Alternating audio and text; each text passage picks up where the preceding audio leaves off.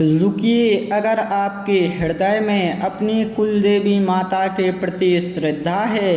तो इस पावन स्रोत को जरूर सुनिए। माँ कुलदेवी का स्मरण करके अपने कुल परिवार की रक्षा और मंगल की प्रार्थना करें।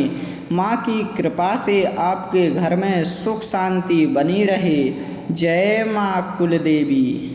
प्रणमामि कुलदेवीं तां कुलवंश प्रपालिनीं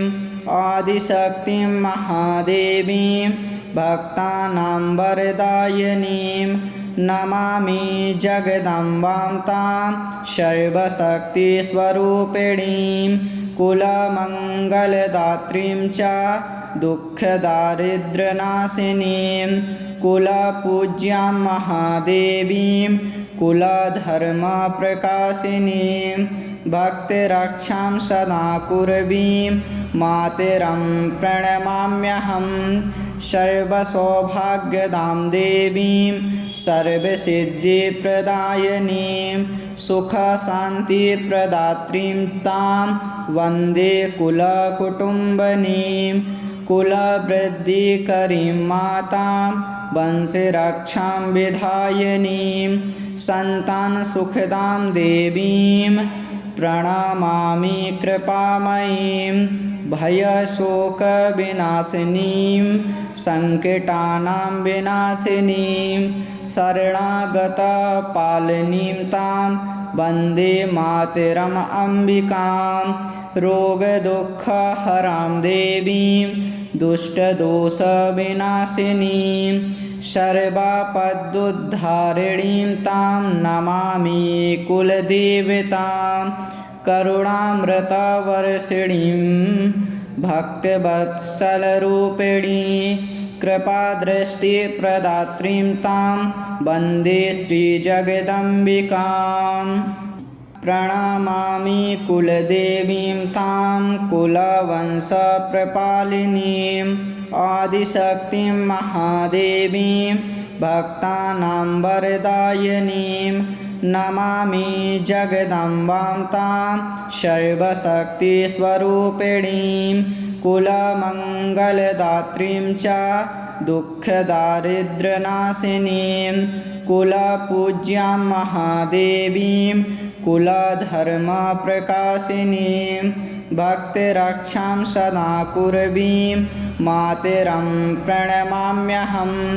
सर्वसौभाग्यदां देवीं सर्वसिद्धिप्रदायिनीं सुखशान्तिप्रदात्रीं तां वन्दे कुलकुटुम्बिनीं कुलवृद्धिकरीं मातां वंशरक्षां विधायिनीं सन्तानसुखदां देवीं प्रणमामि कृपामयीं भयशोकविनाशिनीं सङ्कटानां विनाशिनीं शरणागतपालिनीं तां वन्दे मातरम् अम्बिकां रोगदुःखहरां देवीं दुष्टदोषविनाशिनीं सर्वापदुद्धारिणीं तां नमामि कुलदेवतां करुणामृतवर्षिणीं भक्तवत्सलरूपिणीं कृपादृष्टिप्रदात्रीं तां वन्दे श्रीजगदम्बिकां प्रणमामि कुलदेवीं तां कुलवंशप्रपालिनीं आदिशक्तिं महादेवीं भक्तानां वरदायिनीं नमामि जगदम्बां तां सर्वशक्तिस्वरूपिणीं कुलमङ्गलदात्रीं च दुःखदारिद्र्यनाशिनीं कुलपूज्यां महादेवीं कुलधर्मप्रकाशिनीं भक्तिरक्षां सदा कुर्वीं मातरं प्रणमाम्यहं सर्वसौभाग्यदां देवीं सर्वसिद्धिप्रदायिनीं सुखशान्तिप्रदात्रीं तां वन्दे कुलकुटुम्बिनीं कुलवृद्धिकरीं मातां वंशरक्षां विधायिनीं सन्तानसुखदां देवीं प्रणमामि कृपामयीं भयशोकविनाशिनीं सङ्कटानां विनाशिनीं शरणागतपालिनीं तां वन्दे मातरम् अम्बिकां रोगदुःखहरां देवीं दुष्टदोषविनाशिनीं सर्वापदुद्धारिणीं तां नमामि कुलदेवतां करुणामृतवर्षिणीं भक्तवत्सलरूपिणी कृपादृष्टिप्रदात्रीं तां वन्दे श्रीजगदम्बिकां प्रणमामि कुलदेवीं तां कुलवंशप्रपालिनीम् आदिशक्तिं महादेवीं भक्तानां वरदायिनीं नमामि जगदम्बां तां सर्वशक्तिस्वरूपिणीं कुलमङ्गलदात्रीं च दुःखदारिद्र्यनाशिनीं कुलपूज्यां महादेवीं कुलधर्मप्रकाशिनीं भक्तरक्षां सदा कुर्वीं मातरं प्रणमाम्यहं सर्वसौभाग्यदां देवीं सर्वसिद्धिप्रदायिनीं सुखशान्तिप्रदात्रीं तां वन्दे कुलकुटुम्बिनीं कुलवृद्धिकरीं मातां वंशरक्षां विधायिनीं सन्तानसुखदां देवीं प्रणमामि कृपामयीं भयशोकविनाशिनीं सङ्कटानां विनाशिनीं शरणागतपालिनीं तां वन्दे मातरम् अम्बिकां रोगदुःखहरां देवीं दुष्टदोषविनाशिनीं सर्वापदुद्धारिणीं तां नमामि कुलदेवतां करुणामृतवर्षिणीं भक्तवत्सलरूपिणी कृपादृष्टिप्रदात्रीं तां वन्दे श्रीजगदम्बिकां प्रणमामि कुलदेवीं तां कुलवंशप्रपालिनीम् आदिशक्तिं महादेवीं भक्तानां वरदायिनीं नमामि जगदम्बां तां सर्वशक्तिस्वरूपिणीं कुलमङ्गलदात्रीं च दुःखदारिद्र्यनाशिनीं कुलपूज्यां महादेवीं कुलधर्मप्रकाशिनीं भक्तरक्षां सदा कुर्वीं मातरं प्रणमाम्यहं सर्वसौभाग्यदां देवीं सर्वसिद्धिप्रदायिनीं सुखशान्तिप्रदात्रीं तां वन्दे कुलकुटुम्बिनीं कुलवृद्धिकरीं मातां वंशरक्षां विधायिनीं सन्तानसुखदां देवीं प्रणमामि कृपामयीं भयशोकविनाशिनीं सङ्कटानां विनाशिनीं शरणागतपालिनीं तां वन्दे मातरम् अम्बिकां रोगदुःखहरां देवीं दुष्टदोषविनाशिनीं सर्वापदुद्धारिणीं तां नमामि कुलदेवतां करुणामृतवर्षिणीं भक्तवत्सलरूपिणी कृपादृष्टिप्रदात्रीं तां वन्दे श्रीजगदम्बिकां प्रणमामि कुलदेवीं तां कुलवंशप्रपालिनीम्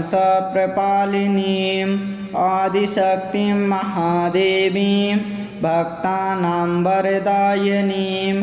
नमामि जगदम्बां तां सर्वशक्तिस्वरूपिणीं कुलमङ्गलदात्रीं च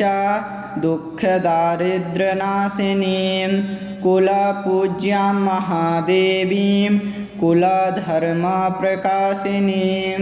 भक्तिरक्षां सदा कुर्वीं मातरं प्रणमाम्यहं सर्वसौभाग्यदां देवीं सर्वसिद्धिप्रदायिनीं सुखशान्तिप्रदात्रीं तां वन्दे कुलकुटुम्बिनीं कुलवृद्धिकरीं मातां वंशरक्षां विधायिनीं सन्तानसुखदां देवीं प्रणमामि कृपामयीं भयशोकविनाशिनीं सङ्कटानां विनाशिनीं शरणागतपालिनीं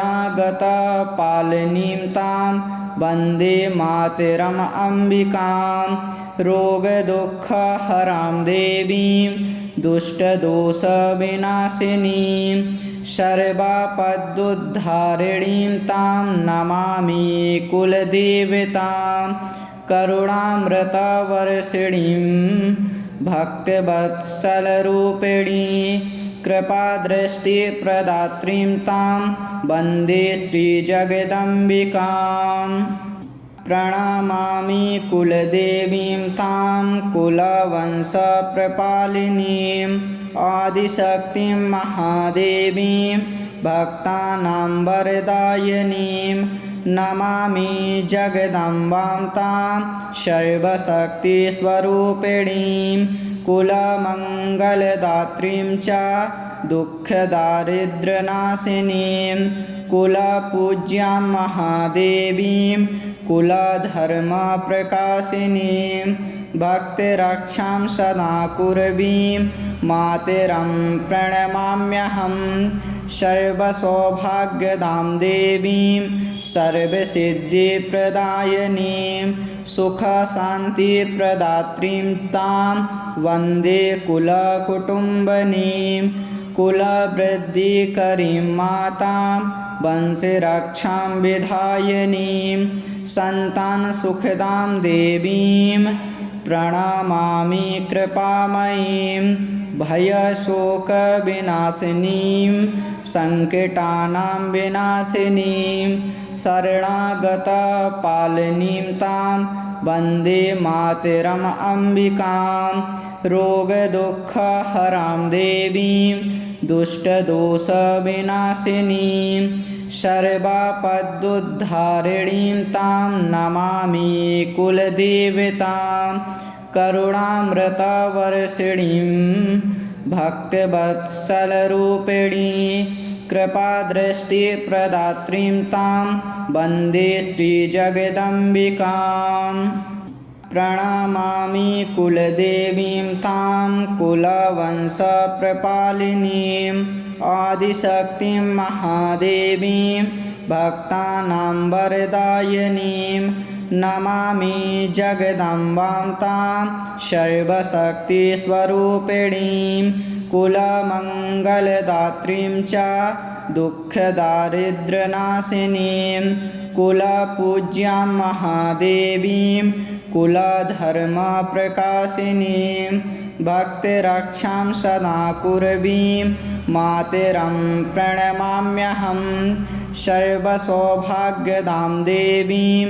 सर्वसिद्धिप्रदायिनीं सुखशान्तिप्रदात्रीं तां वन्दे कुलकुटुम्बिनीं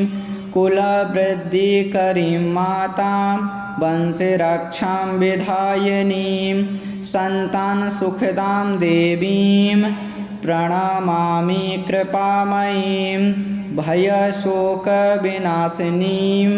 सङ्कटानां विनाशिनीं शरणागतपालिनीं तां वन्दे मातरम् अम्बिकां रोगदुःखहरां देवीं दुष्टदोषविनाशिनीं सर्वापदुद्धारिणीं तां नमामि कुलदेवतां करुणामृतवर्षिणीं भक्तवत्सलरूपिणी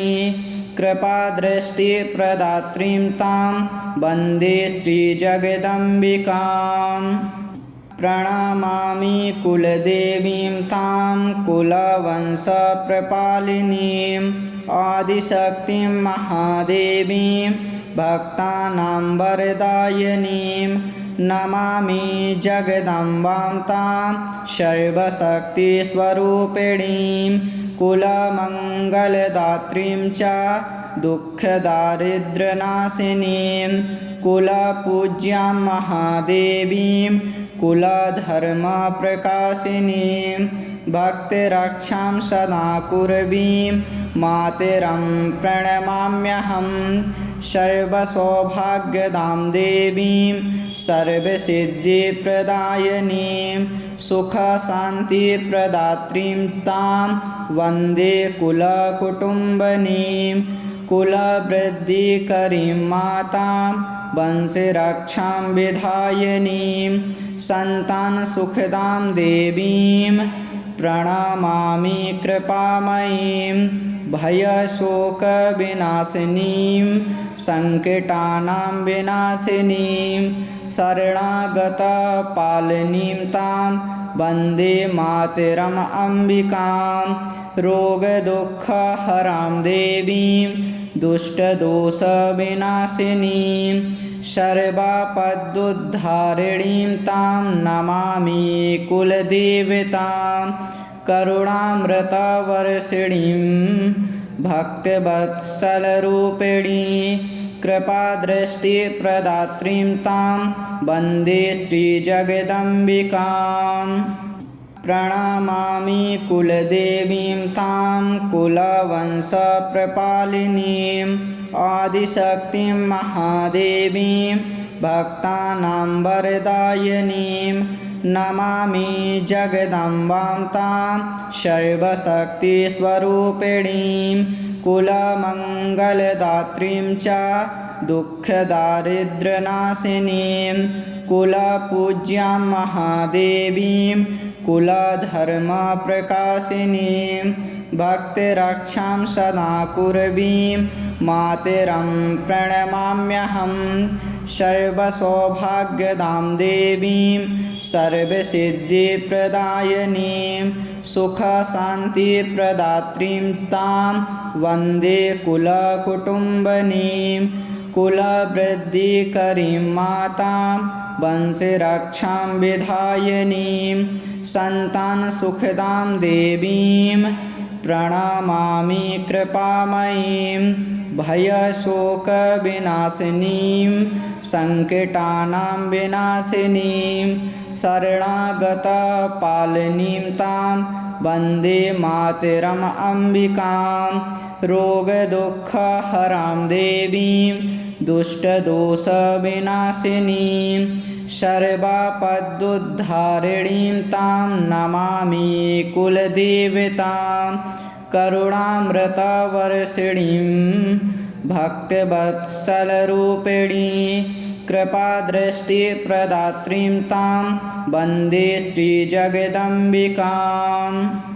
प्रणमामि कुलदेवीं तां कुलवंशप्रपालिनीम् आदिशक्तिं महादेवीं भक्तानां वरदायिनीं नमामि जगदम्बां तां सर्वशक्तिस्वरूपिणीं कुलमङ्गलदात्रीं च दुःखदारिद्र्यनाशिनीं कुलपूज्यां महादेवीं कुलधर्मप्रकाशिनीं भक्तिरक्षां सदा कुर्वीं मातरं प्रणमाम्यहं सर्वसौभाग्यदां देवीं सर्वसिद्धिप्रदायिनीं सुखशान्तिप्रदात्रीं तां वन्दे कुलकुटुम्बिनीं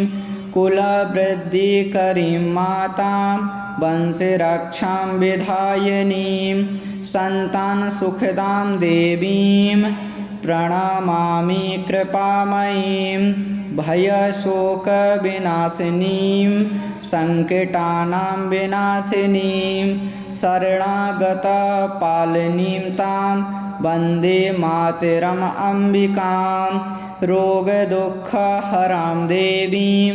दुष्टदोषविनाशिनीं सर्वापदुद्धारिणीं तां नमामि कुलदेवतां